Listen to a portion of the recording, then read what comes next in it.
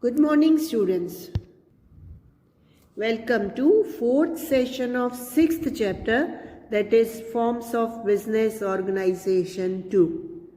In today's session, we will discuss two topics, that is advantages and limitations of joint stock company. So let us start first with the advantages of company. First advantage, that is huge capital fund. To raise the capital, a company divides the entire capital it needs in tiny fractions, which is known as share. This attracts people to invest in the company through buying their shares and hence become shareholder or say part owner of the company. People also buy shares with an objective of earning profit by trading them in the share market.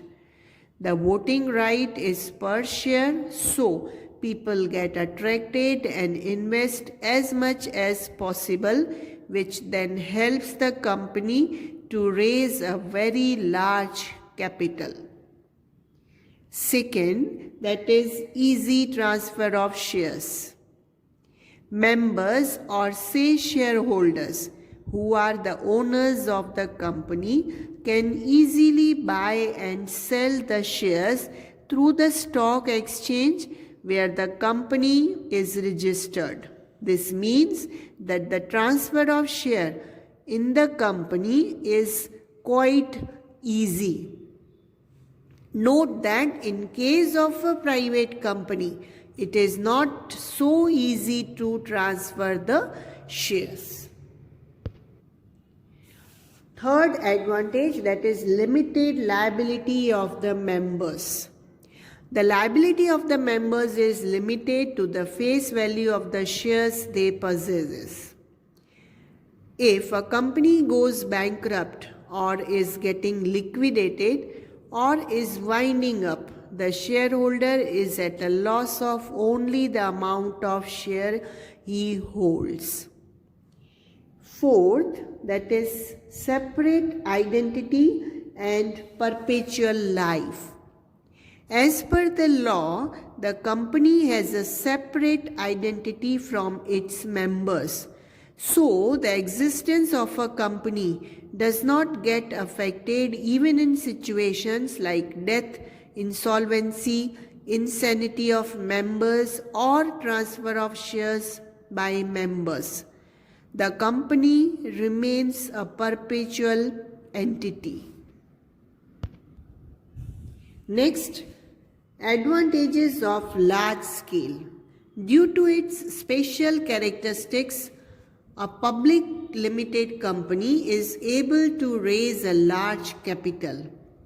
Large capital enables setup of modern machineries, hiring experts, research and development, purchasing raw material at lower prices in bulk, and hence large scale production and sales. Sixth advantage, that is efficient management. Efficient directors hire expert services and employ highly skilled people. The director makes best possible use of company's resources and command a highly efficient management. Seventh advantage, that is democratic management. A company is managed democratically by the elected representatives called the directors. The decisions regarding the company's operations, policy, etc. are taken by the majority in the general meetings of the directors. Last advantage, that is benefit to society and nation. People invest in the shares, debentures and public deposits of the company. Because of this, saving habit of public increases.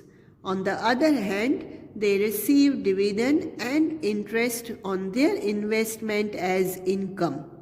The society gets advantage of employment and large-scale production. Some companies also enhance the society by developing public gardens, schools and colleges, playgrounds, art centers, libraries, etc. Companies pay crores of rupees to the government as taxes. This is then used by the government for the welfare of the country. Company provides several facilities even to the employees also. So this way, 8 advantages of joint stock companies. Now let us discuss which are the limitations of company. First limitation, lengthy and expensive incorporation procedure. Unlike other forms of businesses, the formation of a company is lengthy, complicated and expensive.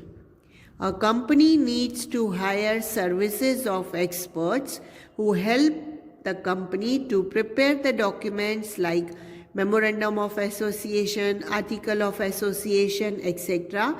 and submit them to the Registrar of Companies for obtaining Certificate of Incorporation. Over and above the registration fees, the companies also pay fees to the experts for their services. Second, that is legal restrictions. A company comes into existence by law and so it needs to observe the legal provisions lifetime. It needs to submit its statements, reports and accounts to the Registrar of Companies periodically. It also needs to follow the provisions laid by SEBI, that is Security and Exchange Board of India. Third limitation, that is increase in administrative expenses. The administrative expenses of a company are quite high due to higher fees of registration, fees of experts, very high salarized, skilled and experienced personals, expense on research, etc. Next, that is autocratic management. Although the shareholders or say members are entrusted several powers as per the law, but they enjoy only a few of them. Due to the existence of voting right per share, people having a very large quantity of shares of a company might get associated and dominate the company management. They may use companies' money, assets and secrets for fulfilling their personal desires and goals. Difficulty in maintaining secrecy. Company has to get audited compulsorily its final accounts and to furnish to the members and Registrar of Companies. Other certain information like redemption of debentures, bonus shares also to be published as per the law. Thus, it's very difficult to maintain secrecy. Sixth limitation, that is delay in policy decisions. The consent of members is essential in making policy decision. For this, meeting of the members is to be called. Notice of the meeting is to be furnished to members in advance before certain days. Resolution is to be passed in meeting. For all these, time is wasted and because of which decisions are delayed. Seventh disadvantage, that is less flexibility. Compared to proprietorship and partnership, a company is less flexible. To make important changes, it needs to pass a resolution in the general meeting. It may also need approval from the central government in certain cases. Next, that is encouragement to speculation. The directors of the company are very well versed with company's secrets. Hence, they can use these secrets to raise rumors in the market and create artificial changes in the stock market. This can encourage speculation of the shares, which then badly affects the economic interests of small investors. For example, a company to raise additional capital may spread news in the market that it is planning to associate with international companies.